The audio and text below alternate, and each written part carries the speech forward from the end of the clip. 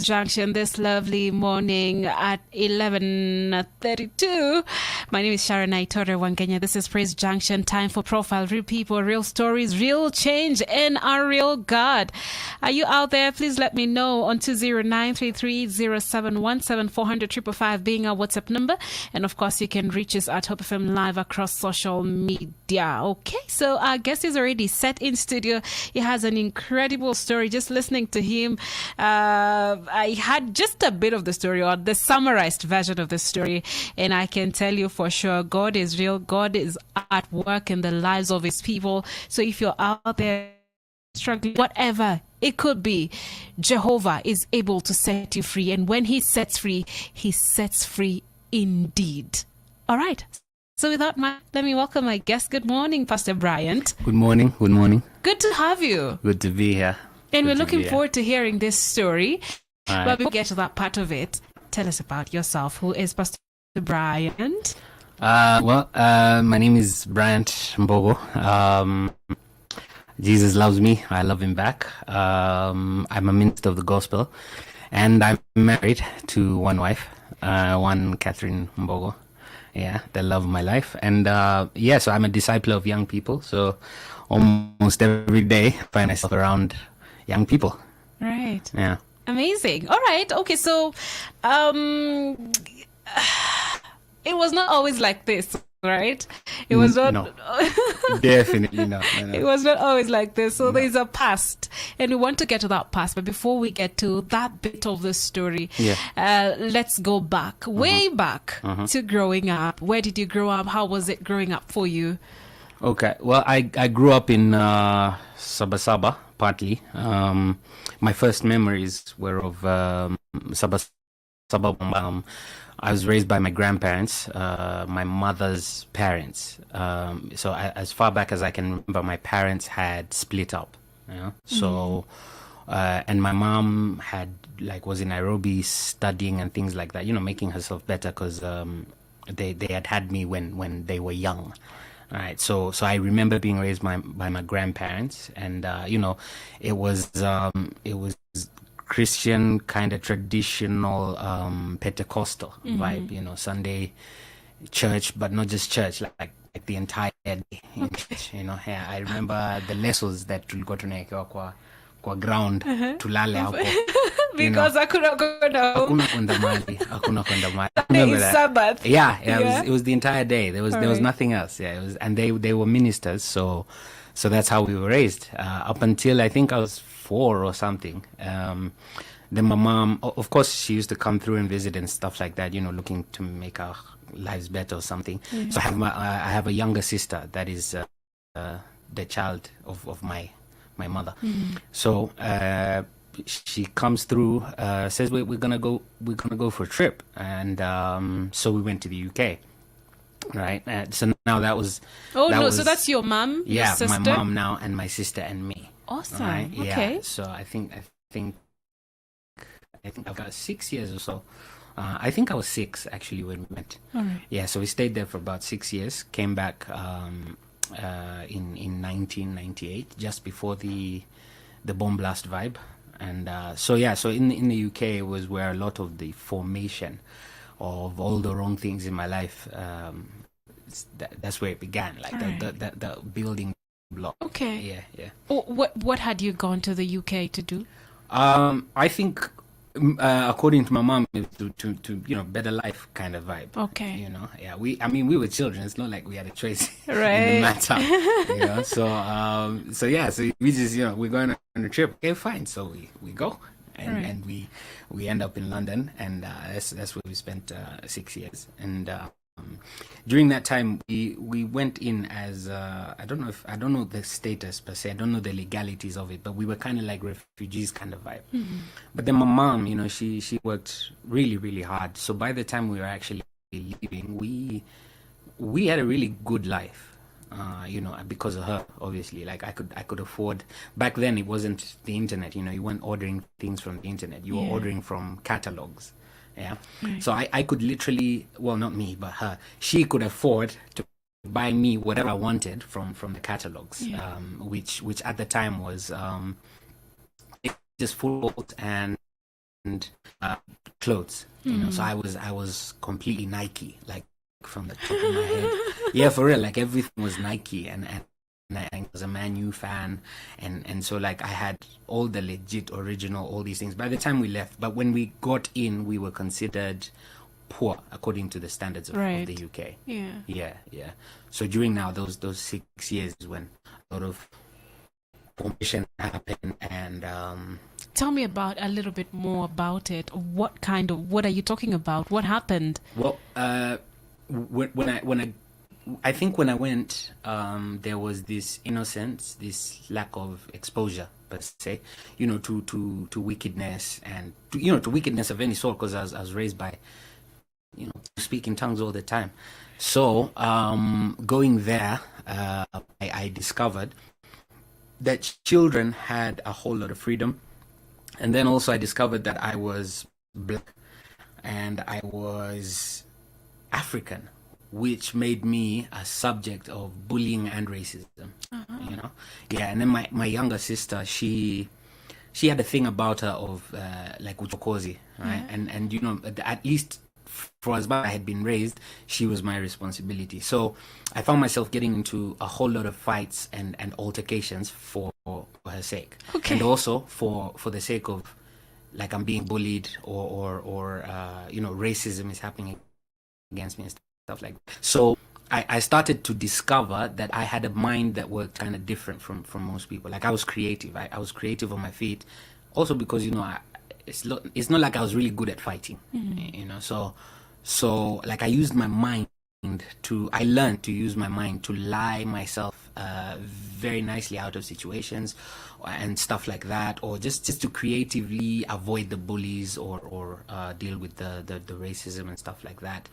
But as time progressed, I think I got to that space of just being like fed up, and so I started getting violent. You know, I was learning taekwondo and martial arts. It's still in school, so I started to use that on the bullies, and it like I became, let me say, yeah, in a short span of time, I became almost like one of them. You know, like in the sense of violence against violence. Right. You know, you call me something I don't like, I'm gonna look for something to hit you with, or I'm gonna, you know, cut you down with my words and stuff like that. So that was one of the things that I recognized about me, that I'm looking my way out of. I can be put on the spot, and I will somehow find a way to maneuver. Right. You know, yeah. I remember one time there was these twins, two sets of twins in our neighborhood, right? And they were bullying me, and so one time I insulted them, right? Like really, really good, like really, really good, you know, the kind really of insults. bad. Yeah. So so they cornered me. They cornered me and they were about to beat me up, right? So when they cornered me, this is a different day, right? So I said, so they start to talk to me, and I'm like, wait, look, guys. It's my twin brother. Oh. Right? Yeah, look. What's the problem? He does that. I'm sorry. I'm going to tell him. I'm going to tell mom, right? Leave it to me. Okay. So it took months. It took months for these guys to figure out I don't have a twin. It's just the same me. So when they actually figured it out and cornered me again, I was like, look, let's just be friends, you know? Yeah. Like, look, I mean, it was funny, right? It was funny, right? So, you know, like those were examples of how I'd maneuver. And in all honesty, I like, okay, there are funny moments, but mostly it was like vindictiveness and kumizana, like revenge, unaona. And in that particular block, I was the only black kid. We were the only black family. Wow. Yeah, so my friends were from a different neighborhood that were African, you know. Okay. Kids. Yeah, so they'd come through and stuff like that. But predominantly in the block, it was all white kids. So there was a whole lot of vindictiveness and sometimes violence. You know, they'd steal my water gun. I'd make sure one of their bicycles is missing. You know, stuff like that. You know, they'd throw rotten eggs on our windows. I would make sure sometime later oil is thrown on their windows. You know, like that. Like like the kind of like make them more afraid of you than you are of them kind of story. Yeah. And to me, it was just a way of life. But I recognize now that it built some things in me that really shouldn't be there. You know. Yeah. And then also the immorality, like it was incredible just how immoral kids can be, you know. And I just kind of went with the flow, you know, just kind of like you come into the system and that's what you learn, you know. Even in schools and stuff, like in the playgrounds, like we'd you know, honestly, like we'd be doing some very, very nasty stuff, and it, you know, it stuck. Like this is normal. This is what kids do. You know, it stuck, and it produced fruit again and again and again. And so by the time, and then my first alcoholic drink was in the UK. Okay. Yeah, we. How old were you? I think I was 9. Wow. Yeah, I think I was 9. Okay. Yeah. I had this gang of like, we were the younger brothers of our African elder brothers kind of vibe, right? Okay. But me, I didn't have an elder brother, but I needed protection, so I identified with the original like gang vibe. But the younger ones were like I was leading them, kind of thing. Yeah. So what we did is we saw a house that had been vacated, but it had a case of wine, right? I think it was like 6 bottles of wine, 750 ml or something, right? So, you know, I thought it would be a good idea if we broke in and stole the wine, because since, you know, I mean, the people that have left and have left the wine. So yeah, so we broke into the house and we stole the bottles of wine, and it was to us a brilliant idea to go to our hideout, which was like a rooftop somewhere, you know. So, But did you know what it was? we knew it was wine. We knew it was alcohol. Okay. But we just, you know, And did you know you're not supposed to take it? yeah, we knew. Okay. We knew. You know, in the UK, at least as far as when I was there, getting liquor as a child is very difficult. Okay. You know, so we know about liquor, but we can't access it. You know, so Okay. now here it is. Yeah. Yeah. So we broke in, we stole the bottles, we went up to the rooftop, and we got high. For the first time, for the first time in my life, Goodness. and then the problem now was you're on a rooftop and you're drunk, you know? yeah. So that was uncomfortable. But so I remember I went home, and I'm not sure if my mom knew or she didn't. I don't know. I just went home and slept sometime around 6 in the evening until the very next day. But I had, like, it had struck a certain chord, you know, like it had made me feel invincible, you know, like and I liked that feeling. Unfortunately, I really liked that feeling, and like it stuck in my mind, you know. So so when I was, I think, 12 is when we came back to Kenya, my mom, my sister, and me, and again back to my grandparents' house, you know, super spiritual and all that, which by that time I had been completely secularized, you know. Right. So me and Jesus, like, no, you know, that's those people, yeah. Not me. Yeah, no. Okay. Yeah. So and then the bomb blast happened, and things changed overnight, and we couldn't go back, and so we had to, you know, be stuck in Kenya. You couldn't go back to the UK. You were coming for a break, like holiday or something. Yeah. According to You're my supposed to mom, go she's back. she's coming to see, you know, her parents, whatever, and stuff like that. And things also went wrong for her financially. Like, people conned her out of a lot of money and stuff like that. So now we were stuck, you know, and we were poor for the first time in a long time. I honestly did not know what being poor was, you know. Like, my mom, like, she had worked hard and gotten connections to the point that we would have like limo driving us, you know, stuff like that. My sister was in this group that she was singing in and stuff, and so certain African superstars have actually visited our house in London. Like, it was a thing, like, and I dismissed such things because, you know, like, they're not important to me. You know, like, to me, they're not superstars, right? Until I came actually to Kenya and discovered, wow, these guys are big, you know. Right. And so and then, you know, like, we had like a non-uniform day, like one day in a term when you don't wear uniform. My mom, she would take me to the shop, like the high-end shops. Choose whatever you want to wear, and I'm buying that, and that's just for non-uniform day. I probably won't wear it again. You get that kind of vibe, like we were up there, Right. and so it was a real dent living in, and I think I felt hatred towards God for the first few months. Like, why'd you bring us here? Like, if you're real, like what kind of a God does that? We were good, where we were and stuff like that, and but I'm grateful now that we came. Yeah. I feel like death would have found me faster, Right. because the violence was escalating. I'd already been suspended twice. I was already involved with African gangs.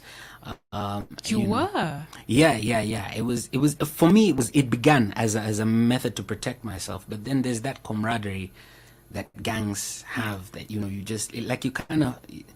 It was gonna go bad. It was gonna go bad real quick. Okay. Yeah. So how I actually now met Jesus was during that period. As I said, my grandparents born again. He's a retired reverend, and so there was a crusade, right? So I never heard what a crusade is before that, So it's like, there's a crusade, and we're going. So I'm like, okay, well, what's a crusade? And I didn't. Also, there was the issue of my mom. She kind of raised us like liberally, like we had a sort of say. Okay. Right. Yeah. And now I come to my grandparents, and these are the original African grandparents. Old school. Like, they would beat you bad. Yeah. So I'm bringing my lip, like no, I don't want to go, or stuff like that. And I said, this is not a discussion. Yeah, It's not you a gotta discussion. go. We are going.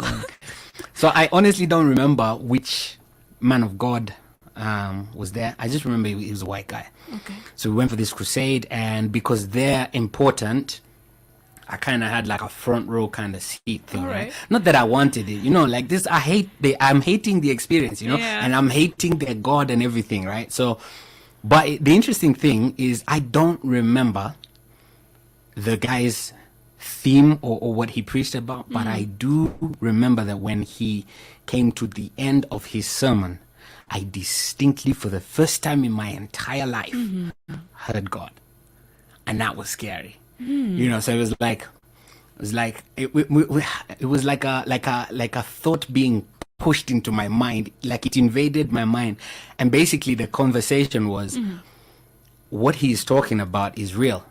Okay. And it's going to happen to you, because he's talking about hell, and it's going to happen to you if you don't surrender to me. And then the second thing was, what he is doing, you're supposed to be doing for the rest of your life. Oh. Right. So Okay. so me, honestly, because of fear, I think, in all honesty, because of fear, I like fear of God. Yeah. Right. Like, I've never, like, oh yeah, okay, fine. So I went. I said, okay, fine. So people I lifted up my hands. I said, I prayed the prayer, Jesus be Lord and everything. And I meant it. I don't know how much I meant it, but I meant it, Okay. Yeah, I was aware that there is a being stronger than me, bigger than me, and he wants me. Right. Yeah. And I should probably get on his good side. Mambo is square mbaya. Mbaya. Yeah, no. So that's what I did. But like, there was no structure of Discipleship. Yes. Yeah. Yes, that's it. There was no structure of discipleship, right? And I just ended up in a church. And in all honesty, the church I ended up in was because of the ladies. I was the boy from Britain, and that was JCC Mombasa now back then, right? So plenty of teenage beautiful African girls, every time I open my mouth, that kind of. So that was the only reason. Okay. Yeah. So that honestly, that was the only reason I chose to go to that church. Okay. Right. So, and at least in that regard, I also had a choice. Like at least that was like the only thing I could choose, because you have to go to church. Yeah. Right? In that house, you go to church.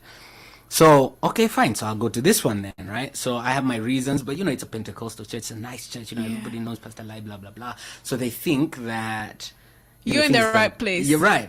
Yeah. Right. And in truth, I was, but right. also, I'm avoiding the discipleship. Like, it's not happening. So I just fit, and then sooner than later, people discovered I could sing.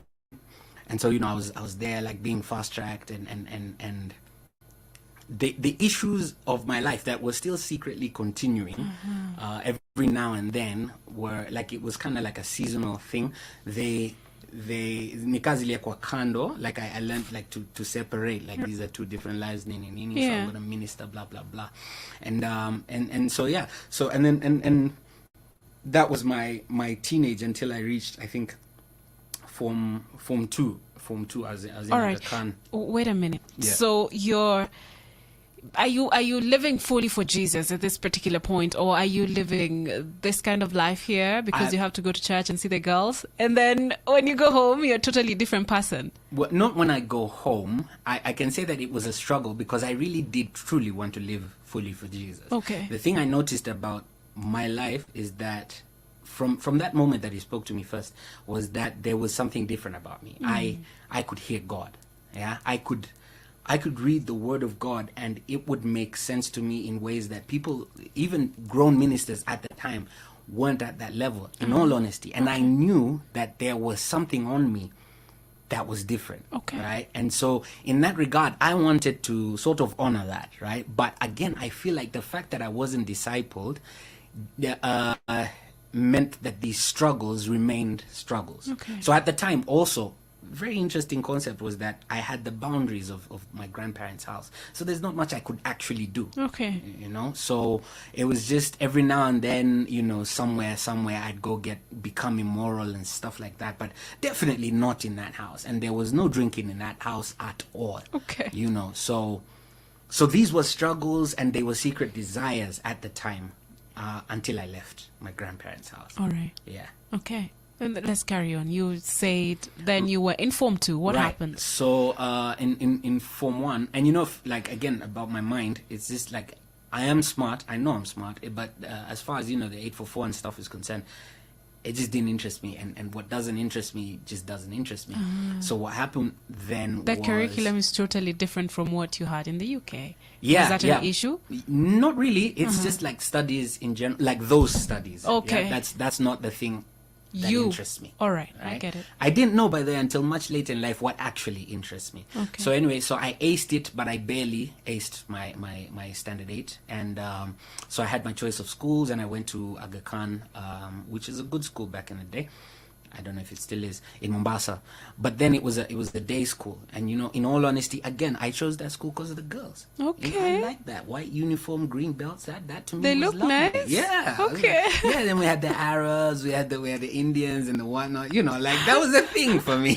Right? So I had, actually, there were better schools. I had the favor of a friend of my mother's, a business friend, that kind of gave me my pick of the best schools in Mombasa. And in all honesty, the only reason I chose Aga Khan was because it was a mixed school, man. And it was a day school. Okay. Okay. So yes, I did that up until Form 2. Then I got bored. I felt like people having more fun in boarding schools, Okay. because I had relatives now that had gone to boarding school. And then also because we had grown up in ECC as a community of first of all children, and then becoming teenagers, and guys going out. And so when we meet during the holidays, man, these guys have excellent stories, man. You have no story. Yeah. And it troubled me, and I feel like the rebel inside of me wanted that. Okay. And so that's the thing about me, again, about mind, is once I sit to then get what I want. Okay. Right. So I started to tell my mother, and I told my father. By that time, they were divorced, like officially divorced. That happened immediately after we came back from the UK, which to me didn't move me because, I didn't actually kind of know him. Right. When I go backwards in memory, like there weren't those kind of. I don't remember them being together. All right. So it didn't hurt me in any way and stuff. So. I told my mom and I told my dad. My dad was living in Nairobi. Yo, I want to go to boarding school. Right. So both of them, they were aware. I want to go to boarding school. And then I started to add pressure. I told my grandparents, I want to go to a boarding school. And then Did you say why? No, I didn't say why. Did they ask? I said, like, I think it would be better for me. I think it would be. Then there was a counselor involved that I told. which is true. I was kind of having issues because I really, like, I wanted to get to know my dad, but he was, in a different, what do you call it, city and all of that, right? With that part was true, but I used that. I used it, right? Like father issues, right? So I used that. I'm like, yo, if I can go to a boarding school, I can be a little bit closer to dad, and stuff like that. But really, I had my reasons. So I pushed for this agenda until I remember it was the World Cup. I don't know which World Cup, and we were told very specifically, if you leave school as a student, because it was during school time, if you leave school during the World Cup, you will be expelled. And I was like, that's it. This is your opportunity, That's my opportunity to be expelled. Yeah. So what I did, I left. During Goodness. it was afternoon time. I made sure everyone, including the prefect of the class, like, I made sure they understood, I'm leaving. I'm not coming back. Oh. Yeah. I left and I told my friends, yo, this is the last time I'm wearing this uniform. Peace out. And I went. I told my mom, I'm not going to that school. By the way, if I go back, I'll be expelled and stuff. So I told my dad, I'm not going back. So, so now they had to find me a different school. Oh, wow. Yeah. Okay. Yeah. So I went to the first school now. Okay. Another school. Yeah, different one. Okay. It was in Gilgil. Okay. Right. So it was I've forgotten the name, but I'll remember it. So it was in Gilgil, and when we went to visit with my dad, here I feel like I was cheated because we went to visit during one of those Christian Union things, right? So girls are there, right? Yeah. From different schools and everything. And like, I liked seeing the girls, but I also liked the whole boarding vibe, right? So I think something lied to me. Okay. Like, this is it now. This is it. So I said, yeah, I like the school. So I went, I joined that school. They moved me back a year. I was back then, I was in Why? Form 3. Because you couldn't join a provincial school in Form 3. All right. Yeah, so Okay. so they moved me back a year to Form 2, which wasn't an issue for me. So now I'm in boarding school, and I'm away from my grandparents. I'm away from those boundaries. Yeah. So I could do whatever I wanted to do. Just hold it right there, Bryant. Okay.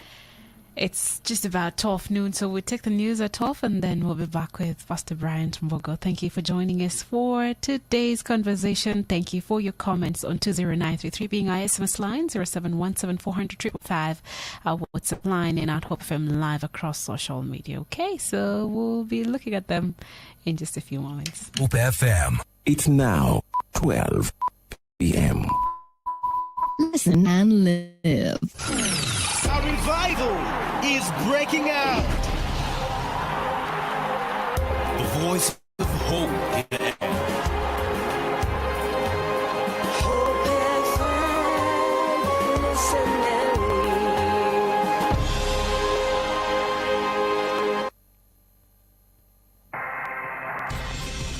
News on the go.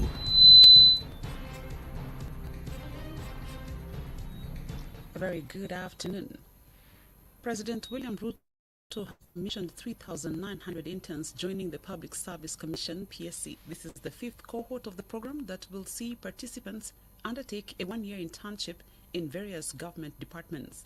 Speaking during the commissioning, the president hailed the public service for remaining impartial, adding that the government is banking on the service to deliver on its transformational agenda. I am confident that our public service is perfectly capable of this historic feat, and that, as a result, our nation will never have to suffer disruptions and distortions of teething problems and difficult transitions. We are serving the public at a time of daunting challenges.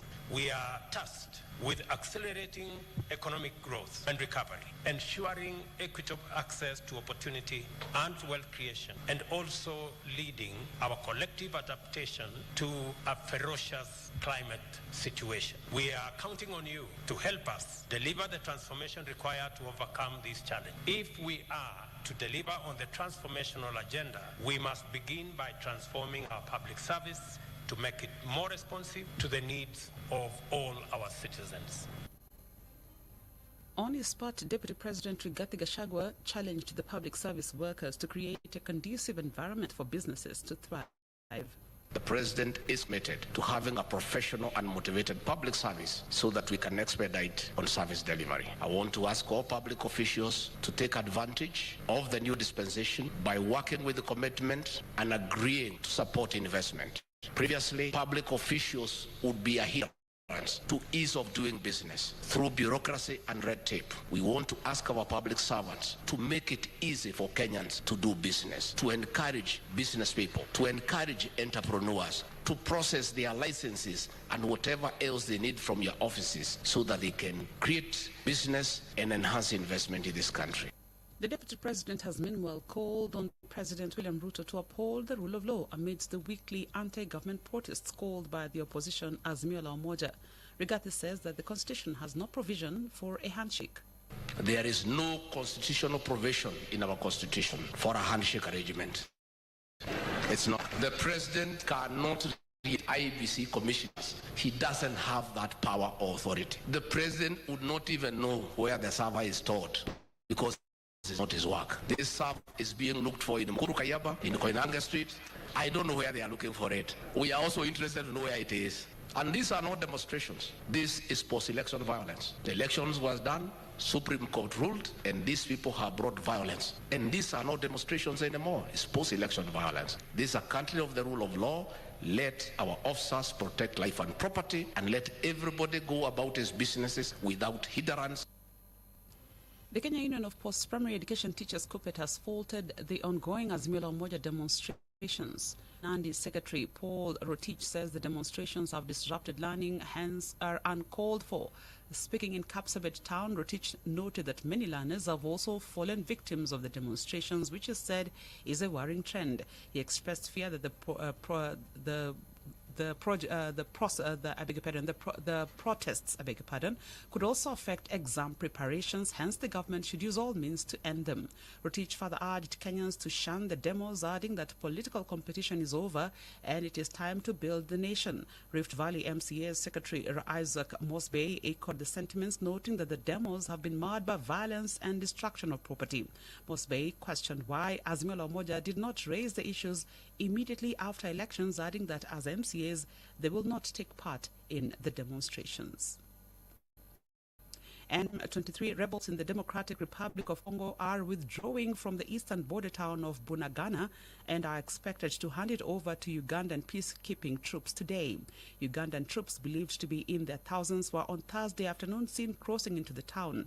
The M23 spokesman Major Willy Ngoma said they will hand over the town, stating that the withdrawal is part of a deal brokered by regional heads of state and army chiefs following meetings held in Angola, Burundi and Kenya.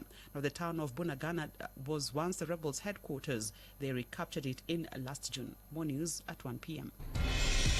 News on the go, keeping you up to speed with the latest news. Experience the hope, the music, the anointing. This is Hope FM, where you listen and live.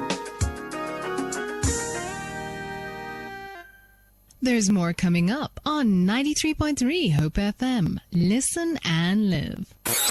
Profile on Praise Junction. Listen. And oh my God is able. He's able. And oh my God is able. He is able. And oh my God is able to carry me through.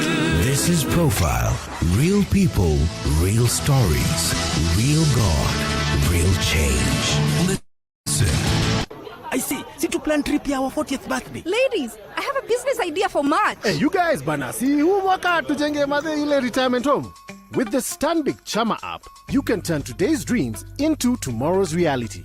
Send contributions to one secure digital wallet, easily access your contributions and Chama transaction statements, track your goals, and receive contribution reminders on the app.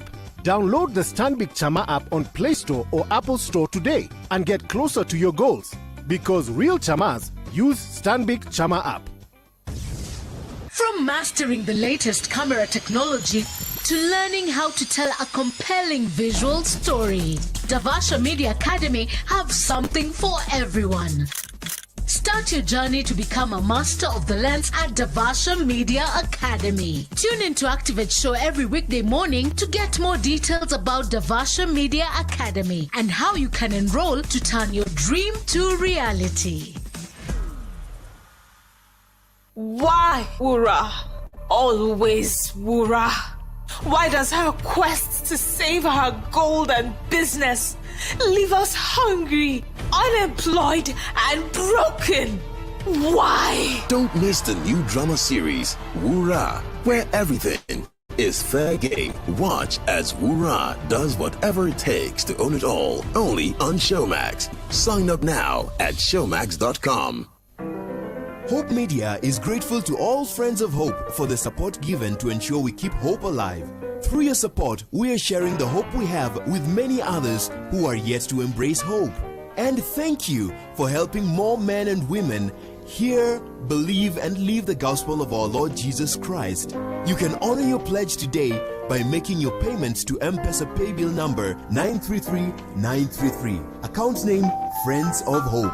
For more information regarding Friends of Hope, email us on friendsofhope@hopefm.org or SMS FOH to 20933. Join Friends of Hope today. Keep hope alive. Friends of Hope is an initiative of Hope Media. Another quality service from Christ is the Answer Ministries. Listen and live.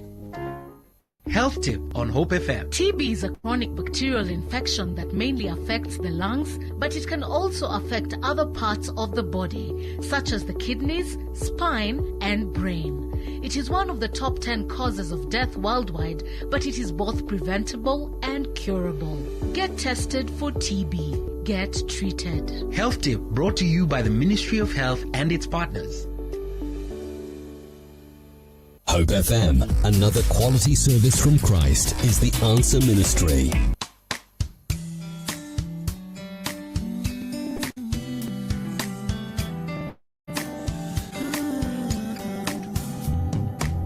Why does it take blue skies that turn to gray before I have something to tell you about?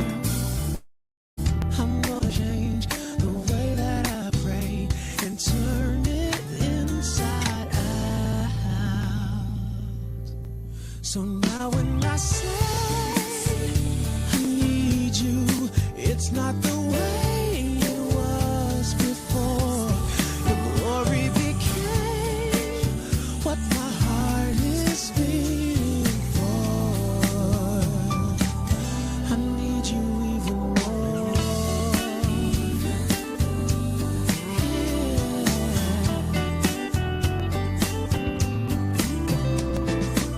Sometimes it seems I'm serving you just for me. Sometimes I'm blinded by the things that I think I need. Time after time you open my eyes and take them off of me. So now when I say I need you, it's not the way it was before. Your glory became what my heart is beating for. Oh,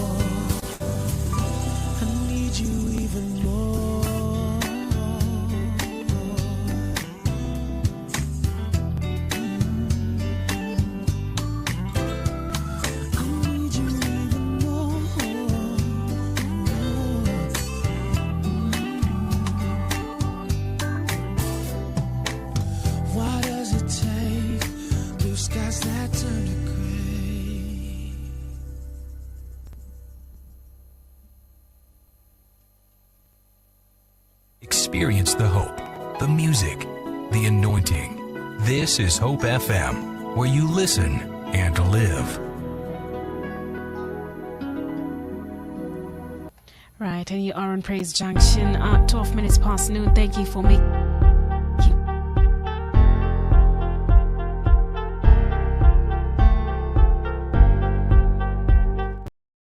And our real God. Welcome back, Bryant. We left it at you have joined the school. Yeah, the new school. In your Form 2 now. Right. So I went backwards a year to Form 2, right. And it was kind of fun for a very short time. My thoughts on like the fun expired very quickly because waking up at 5 or something like that, by force, and that was not part of the stories that these guys who came back during the holidays had told us. They talked about fun and camaraderie and stuff like that. They didn't talk about waking up every day at 5. Right. Now I was against that completely, and then the worst part of that was kuamka na sura zenye zinakusurround zote. You're in a boys' dormitory. Oh my God. Okay, it was terrible. It was okay. terrible. So very quickly I got bored, and boredom led to kind of irritation. Then my mind started working again. All right. This is not the best school. So what do we do? We should move. We should move schools. This is me having a conversation with me first, right? Wow. So I started to get into it wasn't really wrong company, but it was questionable company. And you remember the things that the real rebel in me wanted to try but couldn't at my grandma's house, right? Yeah. So now my dad's house, more freedom, because when You're I on left holiday, for holidays, I was at my dad's, and then I was at my grandma's as well. And I didn't like going to my grandparents' house because umefungiwa. Yeah. Umefungiwa kabisa. Hakuna kitu unaweza fanya. So I started drinking kind of not as an addiction, like it was the thing you do when we go to the parties and so on and so forth. You know? And back then, during that time, were those brands zile za 30 bob, zile za tunini. Cheap liquor. Yeah, that one, na alafu kuna ingine ya 50 bob. Sitasema jina, lakini ilikuwa ngori sana. Ilikuwa ngori sana. Chupa moja peke yake ilikuwa. Yeah, so take you out. Yeah. So that was the vibe, but at first it was just fun. It was part of the So this is during holidays, right? During holidays, okay. Right? When we get together during holidays, different, and usually it was us boarding people. We'd find each other and we'd have fun together like that. Like that was how it went. So it was drinks, a little bit of weed. For me, it was a little because sikuwa nimeingilio yo vibe bado. Okay. So you girls. began weed. Yeah. But I didn't like it because I felt like the first time I felt like I was going crazy, so I didn't like that. I didn't like losing my mind, like seeing things spin and stuff. Yeah. Right. So I didn't like it. Right. So I walked away from that. I just concentrated on girls and alcohol. Okay. And now I became like not just immoral. Now it was like very immoral. Very immoral. Very immoral. Very. I was immoral in my thoughts. I was immoral in my actions. It's like I kind of felt like I didn't feel like it then, but when I look backwards, I kind of feel like I started to kind of walk with the spirit of immorality, So I had many girls, and it was okay to me. It was You were fine. just okay with it. Yeah, it was fine as long as they don't know.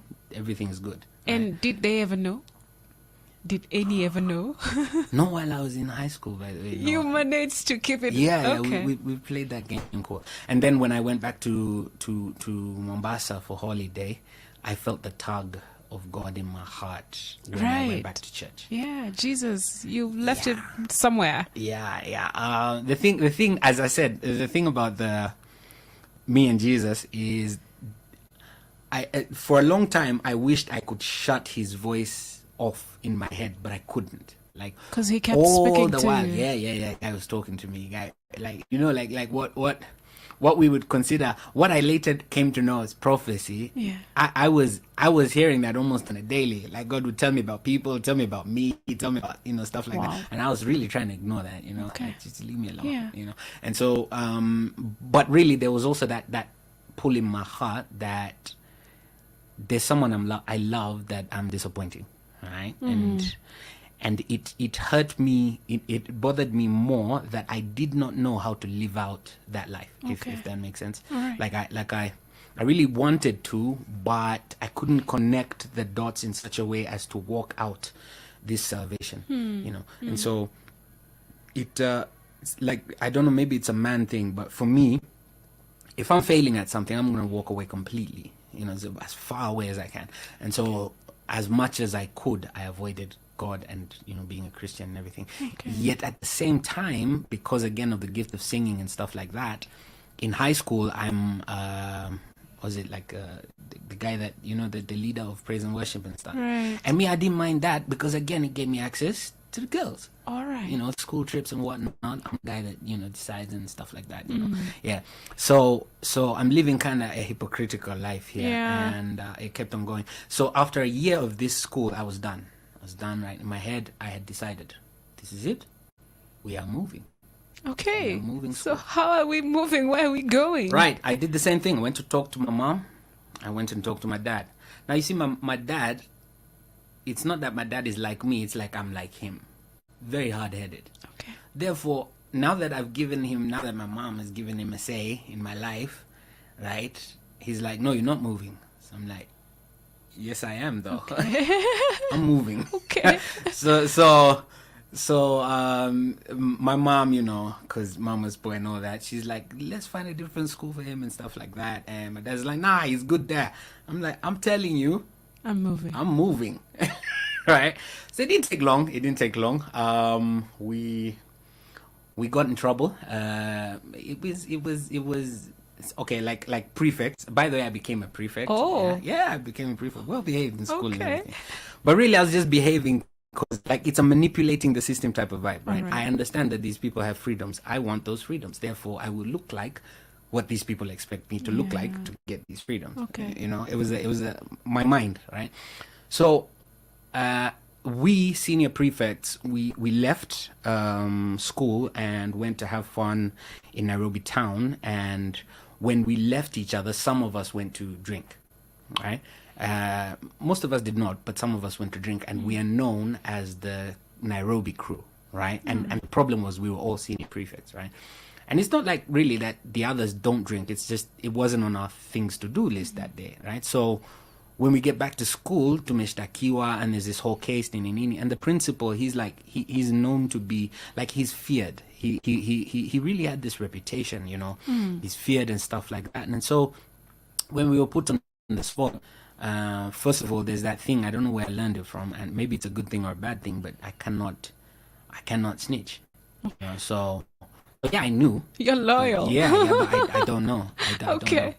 I don't know. So, I was harassed, whatever, I don't know. And then I felt like in that moment, the fear kind of overcame me. And when I left, because we were all suspended, when I left, we were suspended. So I'm like, I'm being suspended over something I didn't do. It bothered me. Yeah. It really bothered me. And so we spent that 2 weeks at home, and me and my dad didn't really get along during that time, and because I'd already started being a full-on rebel, So when I got back, my dad took me. I think it was my dad. Yeah, I think it was my dad that took me back to that school after the suspension. So they said then that all I have to do is publicly admit that we did this, and I will be reinstated, blah blah blah. And during those 2 weeks, I had time to think through and to, my mind had, this is war, right? And no man is going to treat me like that. Whoa. So I had things to say to that man. Okay. And I said them. Oh. In front of my father. And they were not good things. Yeah, in front of all his assistants. Oh, yeah, I said some terrible things. And at the time, I felt like he deserved it, but I really felt like, I've said what I've said. Okay. So because I disrespected him in front of people, and nobody does that, I was expelled. You got what you were looking for. Exactly. All right. Exactly. Uh-huh. Right. So I'm expelled, and the truth is, like, legally speaking, he did it wrong and everything. But what he did was, on the side, he told my dad he can get me into a different school. So I moved to another school now in Kajiado. Okay. Right. So now I'm moving to a school while I'm in Form 3. I think it was the last term of Form 3, and so it was already obvious that I'm a bad boy. You get, and so all the guys that surrounded me were bad boys. Like, from the very get-go, that the individuals that became my friends, the individuals that welcomed me to the school, were wicked chaps. You know? You know, drugs and girls and so on and so forth. And so now I moved into that, right? And to fit in more, I started with the bullying and the Bangi, but Bangi not so much, again, because of what it did to my head. It really didn't move me then during that season of my life. It wasn't, but alcohol, right? So I think I don't know how many weeks I spent in that school, but weeks. Yeah, it was weeks. And I think you were expelled again. Yeah, I went for half term, and then I came back, and then I got high, and I decided to go visit a female teacher's house. Wow. And after that, I was expelled. Wow. Yeah. Okay. So why were you going to a female teacher's I don't know. My head. All right. So what we did is we went for this what was this? The trips, right? Where we watched the plays. Right? Yeah. So now we have freedom, right? So there was a certain period of time where we could go buy ourselves some food, right? So that's what we did. Some of us, we sneaked into town and went and bought liquor, and we went with it back home. So back to school. So we had a bash for ourselves. It was entertainment, Saturday and everything. So we got high, and I got like high, and it occurred to me that there was a pretty female teacher living in the teacher's quarters, and I was going to find her house. Wow. Yeah. So anyway, I was stopped, obviously, by my fellow students, but the noise was too much to ignore and stuff like that. So I think 2 days later I was bored, and I decided to go home. So I pretended I was sick. Goodness. Okay. Yeah, I pretended I was sick. So I went home to my dad's house, and then while I was there, my dad receives a call telling him about me and alcohol, and that I should go back and officially be suspended. Okay. and suspended, and then get kicked out of school. So you're kicked out of the fourth school. Is it fourth? No, that was the second one. That was the second now. Third and the fourth, Bado. Okay. That was the second one. All right. So alcohol.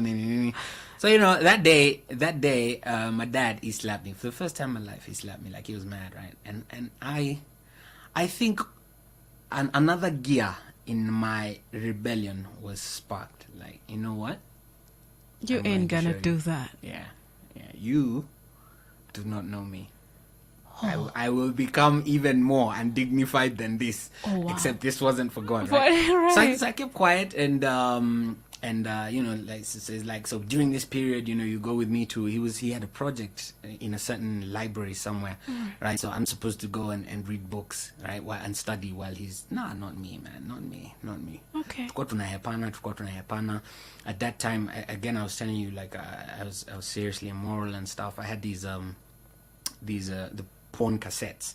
Like, there was a group of us in that court, in that neighborhood, that we would exchange these porn video cassettes, right? Okay. And so one time he goes into my bag, my stash, looking for drugs, because he's sure this guy's on drugs. Yeah. I wasn't really on drugs, it was just alcohol. Okay. But so he finds that, right? So like, he has this big reveal type of thing where he calls my stepmom and into the sitting room, and he talks about how much I've become a rebel and how I don't listen and etc. And in my head, I'm like, blah blah blah blah Oh, blah. wow. Get to the bottom line.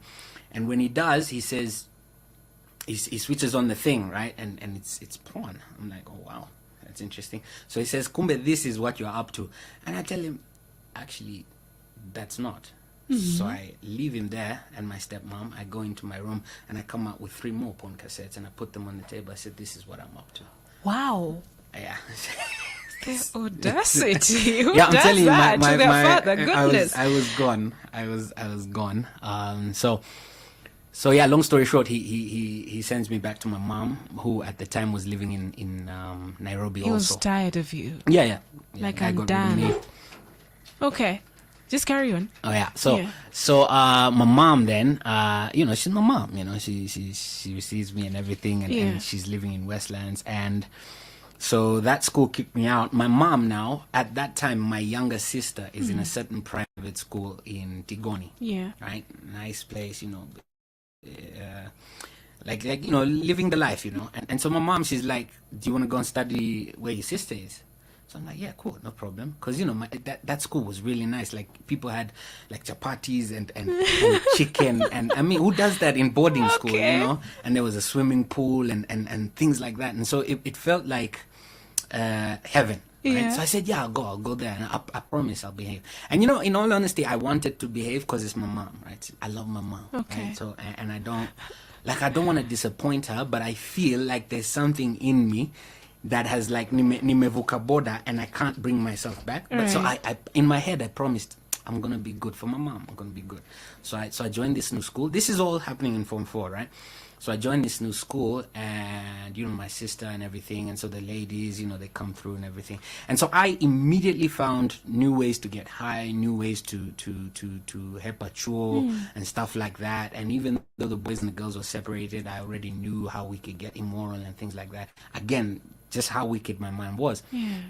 Like I know I'm naturally creative, but now that creativity was on another level, and it was to the wrong direction. Right. And so in that regard, I became again famous. Like I'm the guy. I'm the go-to guy, right? And then I was a bully, but not so much. Like it wasn't my thing. It just every now and then it made me laugh. So and then most of the bad guys that surrounded me were bullies. So you get. Yeah. So one time we're in our dorm room, and our dorm rooms, like it was a really nifty school. It was like it's like a resort. Okay. Yeah?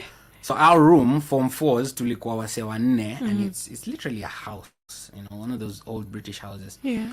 So three of them wakaingiza 2 Form 1s to bully them, right, in our room. And me, I was just, they were boring because I felt like their methods of bullying were like this is boring. This is childish stuff, right? So they saw that I wasn't enjoying myself, so they were like, Satu, okay, so tupatie idea. So I did. I gave them an idea. I told them, listen here. This is how we're gonna bully them. Our beds were metal bunk beds, right? So so I took the there was a certain screw loose in a socket somewhere, right? And that screw had touched a live wire. Right? Goodness. So I looked for another wire, and I joined that with the bed, and it gave a certain shock. So what I told the guys to do is we're going to bring them in one by one, and then we're going to tell them to exercise, right? Between the beds, lift yourself up like as if you're doing like a pull-up or something, right? And when they're somewhere halfway, tunaunganisha. Whoa. Yeah, so that was my bright idea, and unfortunately, the child that one of the kids that we did that to he was a child of a big shot, right? So immediately, and that big shot had already paid like a year's school fees and stuff like that. Yeah. So that didn't go down so well with the directors, Okay. And so I didn't even know what we were being called for. They just walked into the classroom and started looking like this. So because I'm rebellious, I just lifted my hand. I had no idea, in all honesty, what was going on, right? So they actually did call me and a few friends, and when we went to the staff room, tukaambiwa, like, stand here, you're about to be expelled. So I'm thinking, for which of my many crimes am I being expelled? Yeah, okay. Because I've done like everything that is expellable in this school. Like, which one did I do wrong? So I was about to tear myself for something completely different. Okay. And then I get called and I get told what it is that's going. I'm like, that's the issue. That's not even an issue. Oh, okay. According to me.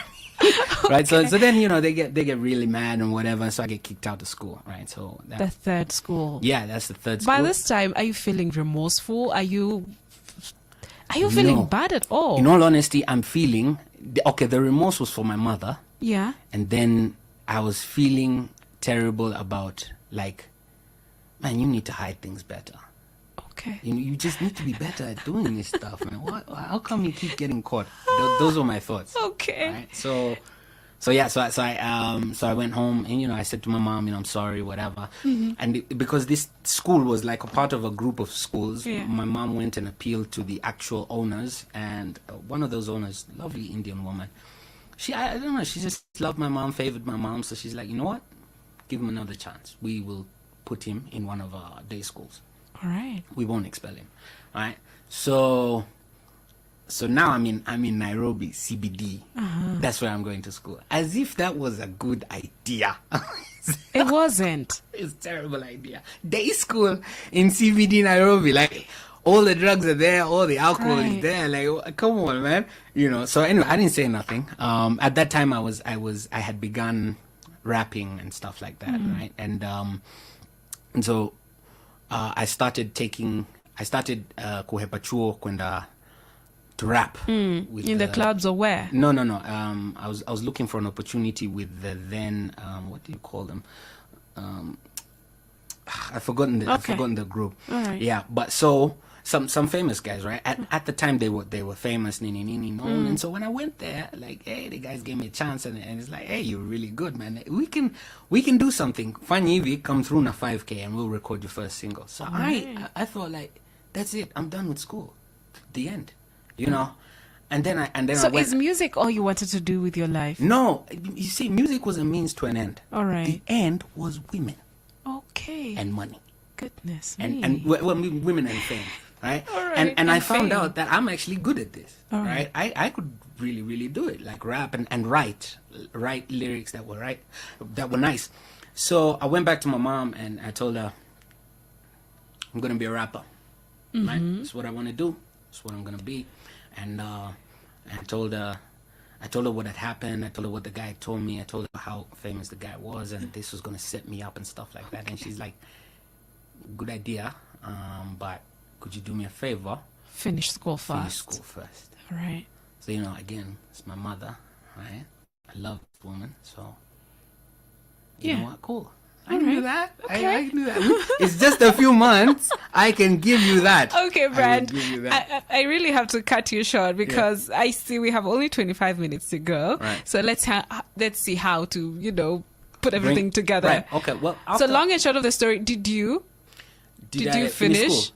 Yeah, I finished school after being expelled 4 times. Wow. And my grade obviously wasn't nice. I got into... I finished school on Wednesday. On Saturday, I was working, and I went on to work for the next 3 or so years, like from one job to another, and they were better paying jobs and so on and so forth. So while my contemporaries were in university and stuff, nilikuwa na do job nini. Was it a choice? Yeah, it was my choice. Nani job gani? What kind of jobs are you doing? Initially, I was doing aviation security, which was on the training kind of vibe, and then when I moved from there, I started marketing for one of these companies, Celtel or something. Okay. And then I discovered I was good at marketing. So you would actually qualify for those jobs, or were you getting opportunities? I was getting them because I was good. Like they both of them trained. Like I had kind of audition kind of thing, okay, right? And I was good enough. And then while on the job, I became I was one of the exemplary ones. Right. Yeah. And then during the course, I think after the Celtel one or something, I went to Nairobi to live with my mom. Now, I remember telling her, nipatie 2 weeks, nitatafuta kazi. And indeed, nili get kazi 2 weeks later with one of the then pyramid schemes. Okay. Which was one of the worst things that ever happened to me. All right. Too much money, too much freedom, and friends that surrounded me that loved liquor. So, all right. Nilisonga from twice a week to every day of the week. I became full-blown alcoholic, but I was a functioning alcoholic. Okay. So we'd that was how it was. You'd still go to work. You still do everything. Yeah, still go to work. And the fact that I was really good at my job, like really, really good at my job, ilifanya nilikuwa nasongezwa mbele. Hadi kuna time nilichujwa juu nilionekana, and it was a Christian organization, nilionekana nikiingia club na nikitoka asubuhi, right? So ikaripotiwa, but the fact that nobody else could do what I do, mdosi akasare hiyo story nikarudishwa. Okay. You know. But that's not the pyramid scheme. That's the pyramid scheme. Whoa. Okay. But I see you said Christian, quote unquote. So yes, yeah. yes. Okay. Yeah. So tukaendelea hivyo, and then when we discovered our jamaa naiba, we felt like Robin Hoods. It is our mandate given by God to rob the robbers of people. So we would steal from the company. So now, on top of a lot of money, now it was a lot of money. And all the money for me ilikuwa ni kuhappy. Kunywa tu. Brand, how much money are we talking about, for example? In a month, in a week? In a month, I would steal, when I began to steal, anything between 1 to 200,000. Yeah. Whoa. Yeah. That's now what you're stealing, not what you're earning. Oh, no. What I was earning was small. All right, but it didn't matter. It didn't. So matter, if you put it together. Yeah, so all of that went to me and my friends, my entourage. And this is tax-free money. Oh, yeah. It's not going through any taxation. It was terrible. Okay. But, yeah, even the way ilikuwa. So, and it wasn't just me. Unfortunately, it wasn't just me. It was a group of us that were doing that. So at any one time, irende aungekosa msee mwenye akona do ya kukunywa. You see the dynamic. So there. Kama hauna, someone else is going to buy for you. Yeah, so msee akona hiyo design. Mpaka tulikuwa tunanunuliana that kind of vibe, like you buy stuff, you buy alcohol for someone and his entourage, and then just before he leaves you find out that kreti kadhaa zimeekwa na jina yako, just because we can show off like that. Right. You see what I mean? Unaingia club, unafunga, unaambia jamani hii rende yote, that kind of vibe, because we could. Right. You have the money. Yeah. So when the government cracked down on these pyramid schemes, obviously I was out of a job, but I was an alcoholic. I needed to fund my alcohol, so nikagundua inuza chini. I got into small alcohol, nini, stuff like that. Moving forward to like continuing like me and stuff. During my 20s, I got not just more immoral, more disappointing. Like everyone sees when you're in Caribbean, like, man, you have a brilliant mind, but hey, Jonah, unajiwaste, you know, like I would make all the wrong decisions. Like truly, I was the best at shooting myself in the foot. So nilikuwa na blanda tu vibaya. Opportunities to study and stuff would come through, and I'd say no, I want to do this and this instead, you know, and all throughout, like my life was a series of terrible choices, you know, and the drugs and the alcohol were now part and parcel of who I was. So now, because I was looking for cheaper high, nikagundua story ya bangi, nikagundua story ya jaba, nikagundua story ya certain pills that sitema that are over the counter. Pills. Looking for the next high, yeah. Right? And all the time there is a tug in my heart from God. Yeah. And because I feel I'm disappointing him, you watch in every direction. Like, let's just go the farthest we can go. Exactly. Okay. Exactly. So, I participated in quite a few abortions back in those days, just because I had money. You know, this is a problem that's to be solved here. Like, those are your babies, but yes, me, but I don't want to keep no baby. Yeah. And then during the course of that time, I had 3 from 2 different mothers. And so when, like these problems are ever compounding. You think they can't get worse, but they keep getting worse. And then certain men of God, you know, take interest in me. But as was my custom, I would grandly disappoint them. You know, there's a certain man of God that I really admired that told his pastor, was it Chana Bryant? Bryant, he'll just disappoint you. He's definitely going to mess up again. I think what hurt me more than the fact that he knew me was the fact that I agreed with him in my heart. Yeah, you were like, for sure, I'm going to let you down. It's true. So at one time, I met with this man, a younger man than me, but he had this love for the word, and he opened the word to me like I've never heard it anywhere else. And I was like, I want this man's God. So I started to follow the young man, and at the time it was a ministry, and then later on it became a church. And when he joined a certain Bible school, Spirit of Faith Bible school, afterwards he's like, you should go. So I'm like, yeah, okay, because of respecting him. So I'm like, yeah, okay. Imagine from the moment I said I would go, like that was months before, I completely stopped everything. Like no drugs, no alcohol, no nothing. Was it intentional? Or it was is intentional. Okay. I just made a decision, and Alright. grace was there for that decision. Okay. So I went, and my grandma, she paid for the thing. That was amazing to me. Like, why would you want to do that? Anyway, but she paid. And I found, for the first time in my entire life, I found the thing that I was born for. Right? There was a whole lot of pressure to meet deadlines and so on and so forth. Too many books to read, never to come my ear. And at the same time, there was another Bible school that was happening in the evening that I joined again. So this was like double pressure. But I was performing, man. I was almost at the top in both, and they were running concurrently. Like I really found me. You know, like I was born for this. Yeah. This is me. And the learning of it all, I started to work out my salvation. You know, so I didn't need those things no more, nothing. And so, you know, I leave that and I get ordained after the Bible school is done, nini.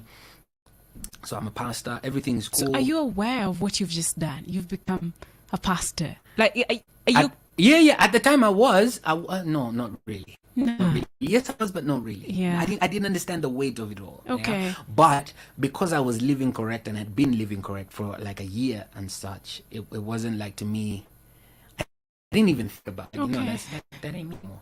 So, like everything was going well. I had this girl, like we were gonna get married, and you know, I wasn't in my ministry, but in the ministry that I was in, I had things that I was responsible for, particularly ministering to the young people in the streets, and you know, miracles are happening like literally on a daily with those kids. I was satisfied. You know, this is it. This is what I was born for, right? And then a few months later, my grandma, she passes away. The grandma that raised me. I didn't know what that meant. But like I didn't know how it would affect me. But you know, iliniuma, I took note that sikuwa nalia. I don't know why, but I could feel it, but sitoi machozi. So I went to Taita, and again the whole vibe, like I can feel the pain somewhere, but nataka but silly, right? And then my grandfather, he has this, I don't know if they call it dementia, but the thing where you keep forgetting, right? Yeah. So me, I was taking care of him. I was serving him during that period, and my grandfather would ask me, kila saa, he'd forget. So he's like, why is everyone in my house? Oh. So I'd start the story from the beginning. Nyanya was sick, stuff like that. And I was the first, after my grandma left, to sleep with my grandfather, right? So his entire life, I'm the other person that now was sleeping by him. You know, he needed to be taken care of like that. So he'd wake up in the middle of the night, talk to me as if I'm Nyanya, and then I'd have to tell him, no, I'm not. And then we'd start the story again from the beginning. So me and him relived that for, I don't know, a week, maybe 2 weeks. And I couldn't tell anyone. I didn't know what it was doing to my mind. But kuna vile ilikuwa inanident. Okay. Again and again and again and again and again. So when people left, me nikabaki na babu, still continuing the conversation. And then like a week later, mi pia nikaishia nikarudi Nairobi. Okay. Right? So I'm minister of the gospel, but something was wrong. Something was very wrong. Pale train iliishia, mi niliendea pombe. Niliendea pombe, nikaya bangi, and you got back to that thing again. Nilikunywa, and then I cried. But a door had been opened, right? So I felt, I'm better, but a door had been opened, right? So not long after, it was a downward trend. Lost ministry, lost friends, lost ministry partners, all that support, all those nini broke hearts again. You see, colossal disappointment, nini, and then so then I went back to Taita, and I got this idea that I should probably go back to school since school fixed me, right? So my mom was glad about that, nini, and 250,000 was transferred into my account. Whoa. Yeah. For your school fees? For school fees. And What were you going to study? I was going to Cameroon, to a certain school of ministry. I was going to spend a few weeks there. You were going to Cameroon. Cameroon, yeah. So it was all set. Everything was good. It was literally all set, Yeah. right? And you were actually serious about I was serious. I was serious. When Okay. the money hit my account and my phone saw it, that was the end. I spent, I think, 3 weeks drinking and whoring that money in a ghetto in Umoja. Wow. 3 weeks yodo ikaisha, and then nikasota vibaya for 3 weeks. For 3 weeks after that. Wait, does your mom know where you are? Yeah, she knows. She knew. I found out that she knew because there's a certain uncle who works for the security nini. So he would trace me. Like he knew exactly. They knew exactly where I was. They just couldn't get to me, right? Wow. So yeah, things went really, really bad. Then my sister, that younger sister, she asked me to go live with her. Yeah, because she was worried about my life. I'm like, fine. I wasn't fine, but yeah. So I lived with her, and I became worse and worse, and the violence kind of increased. Like I'd get into bar fights and stuff like that. And again, I can't really fight, so kuna ngori hapa. Yeah. One time she comes into my room in her house, and she's like, "Mi naona ukidedi. Mazi, I'm really worried about you," and she's crying. So I'm like, "Just relax. I got this. Nothing will happen to me." But when she left the room, in all honesty, I knew that what she was saying was true. I knew that what she was saying was true. And it wasn't that drugs and alcohol was going to kill me. I knew that I was going to die at the hands of someone, because like me nilikuwa mchokozi. And then, you can't be immoral, right, with people's ladies and people's wives and not suffer consequences. Yeah. And during that season, that was me, right? That was me, completely me. So one time they I don't know, they travel somewhere, my sister and her husband, and I'm alone in the house. So me and God, I remember God's voice isn't quiet. So God asked me, so what are we going to do? So I'm like, I don't know, what should we do? So he's like, we should go to rehab. So I'm like, okay, fine, let's go to rehab. I mean, if death or rehab is there. So what I did was I checked rehabilitation centers in Kenya, and I felt like Teen Challenge was the one to go to. So I made a call. And I was saying that at the end of this call, I would have decided whether I'm going to rehab or not. Right? Okay. So, and by the way, in that period, I'm high. Like I'm smoking weed. I got my alcohol. I got my things there, paraphernalia.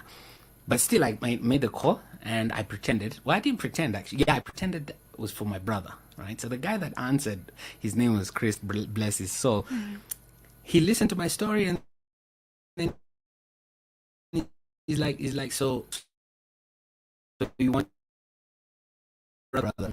Do they have like pastors in the program? Do they have pastors? So he's like, yeah, pastors come visit us all the time. They come to preach. No, I mean like do they have pastors inside the program? So it's like, oh. Okay. And then he's I don't know, akaanza kuongea nini. So I felt very ashamed, and he says, let's pray. I don't know what he prayed. Like, it felt like witchcraft, because when we said amen, I had decided. What do you mean witchcraft? like he moved me. Okay. He moved my heart to yes, like to a commitment to change just with a prayer. You didn't know God can do that. I didn't know. Okay. In all honesty, I did not know. Hadi, I SMS'd in that very moment. I SMS'd my mom and my sister, who at the time were the only ones that were there for me. Minenda rehab. Imagine, it's very interesting. Hata schooliza kama watanlipia ama nini. You get like, I don't know. But I just decided I'm going to rehab. And they said, yay. Mother akamtumia sistangu, I think a week later, yodo. Ya kwanza. Ya kwenda rehab, And so, nikaenda rehab. Of course, nilienda bash for like the last 3 days, just like saying goodbye. Yeah. Yeah, so saying goodbye and everything. I told my friends, I said, I'm going to Dubai. Guys, to Dubai. Yeah, I mean, you have to say okay, something. all right. So why are you leaving us? But yeah. So I knew I would never again be with them. So nobody's gonna ask me anything. So your story kakatika, and I went to rehab, and I got into rehab on my birthday. I remember that evening. It was my birthday. I felt defeated completely. That was it was the worst feeling of my entire life, and that feeling would last for a few months, because I don't have alcohol to hide behind, don't have any woman called me amazing, no nothing. So now the truth of what I had done, the truth of the choices I had made, Right. the truth of the life I had built for myself, the hearts I had broken, the people that had depended on me. I had disciples and so on and so forth, man. I broke people. Like I was a God breaking people's hearts, you know? Yeah. And like disappointment was my thing. And now for the first time in my entire life, that reality. Nakumbuka, I went to the room and I told somebody, it was Alan. I told Alan, like, hey, it's my birthday. And he goes, they gather around my bed and they sing me happy birthday. And you know, I mean I get that their hearts were in the right place, but I wanted to punch them in the teeth every single, you know, because like there's nothing happy about this, man. This is me admitting I have failed. Right. You know, this is me admitting I failed as a father, failed as a son, failed as a brother, failed. Like I was the eldest and I was the worst among them all. There's 5 of us, brothers and sisters, you know. It hurt. Failed as a minister. And so initially, even the staff members would mock that, you know, pastor. But, you know, I was there, so I had to put in the work. So that was like a Kambia Jeshi type vibe. BC rehab zile za kawaida. You know, this was like a whole lot of discipline and a whole lot of Jesus. There was nothing to do but pray and read the Bible. So I had to come back to this God. And I felt like he's done with me, but apparently he wasn't. And in time, I started to see it. And I recognized the self-hatred that I had, and that was something over a while. Tulianza kudeal nayo, you know. I started to, like, constantly I tell myself, Bryant, I forgive you because God forgives you. Right. I forgive you because... And that's something I learned from him. Initially, I actually received forgiveness. You know, like, I'm okay. I'm okay. And I'm ready. It was the best year of my entire life. I reconnected with Christ in a way that... No, I connected with Christ. In all honesty, for the first time, and I understood that he wants me for me, you know. To be frank, I've been gifted and anointed in the area of music like since I was a teenager, and most ministers of the gospel that I've been under, and I don't blame them, saw that. But when I had nothing like that to offer him, he still saw me, you know. And in my head, I was no longer worthy to be a pastor and any of that. And then like, so you still love me, you know, you want me, you know. And you know, I was so lost, especially like now with the immorality. I had become so immoral. I had even lost me myself, you know. Like it was demonic. Literally, it was demonic, that kind of immorality. And at that space now in Teen Challenge during that 1 year, God started to open me up and show me, this is your value. Your value is not these things that you keep doing.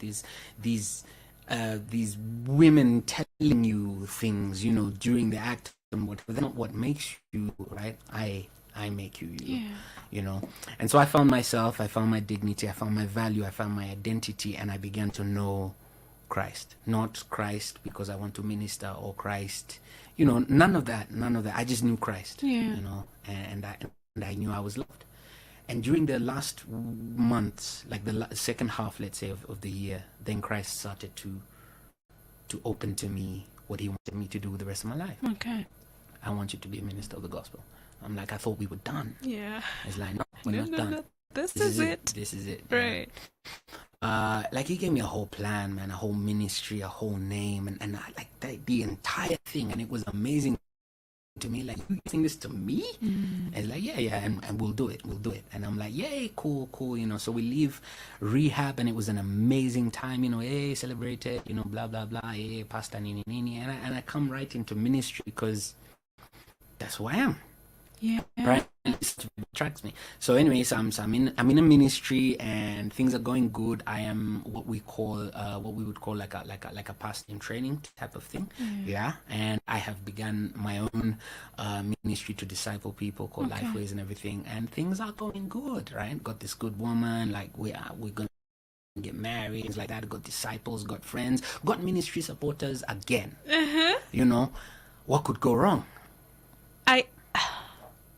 I really think we have to do another episode because we have only 3 minutes to go. Okay. So how do we wrap this up? Where do we end it? Let me. Okay. Until next time. But for now, I can honestly say that there's in my phone I have numbers and names of people, and not numbers but names and died. I was with. In all those stages, died from diseases, from guns, from just living the life, right? And I can say, to be frank, the reason why, if you were to say that I don't deserve to be where I am, don't deserve to be the minister that I am, I would 100% agree. Man, mercy, man. That's all I know. You know, like up until now, when I look backwards, even the other part that I'll share with you, it's all been the mercy of God. Like for real, I don't know why He chose me. I don't know why He decided this one will live and these others will die. Literally, people that we used to drink with, literally people that we used to party with, and they left. I remember one guy, buddy of mine, that 250,000 tulimaliza na yeye, and now he's dead. While I was in rehab, my eldest cousin, I get a call, he's dead. You see what I mean? Like, all I know is that there is mercy, and that I have dedicated my life to preach that mercy. That God is love and God is merciful. And men may give up on you. You may give up on yourself. You may have been 1,000 times the failure I am, or even kiasi too of that, because I haven't heard of many people that have failed like me. But for real, Jesus can turn things around in such a way that men will be hating. You know, like he doesn't deserve that. Yeah, he knows. He doesn't deserve to be married, doesn't deserve to have the ministry. Yeah, he knows. He knows, right? It's Jesus, you know. And the truth is, that is, if I was to say anything about my story, is Jesus, man. Jesus can change those lives as well. You know, people who fail severally, the church, in all honesty, doesn't know what to do with them. Like we don't know. They are pariahs. Like we hatuwezi mfix. You know, he this is a homosexuality problem hatujui kudili nao. Umse amekuwa mlevi for too long hatujui kudili nao. Umse tumemoffer chances for too long. You get, he keeps messing up. I honestly say that Jesus is not represented in that regard by the church. Jesus' heart is Jesus' heart for mankind, and He is the very solution to get us out of that mess. And He can, and if He did it with me, He can do it with anyone. Amazing. Yeah. Wow. Thank you, Bryant. Yeah. Thank you for sharing your story. Thank you for agreeing to come. And we pray that God will continue to use you for the glory of His name. Thank you. Thank you, great people, for joining today's conversation. Sorry, I could not, we just had to wrap it up at that point. But thank you for joining.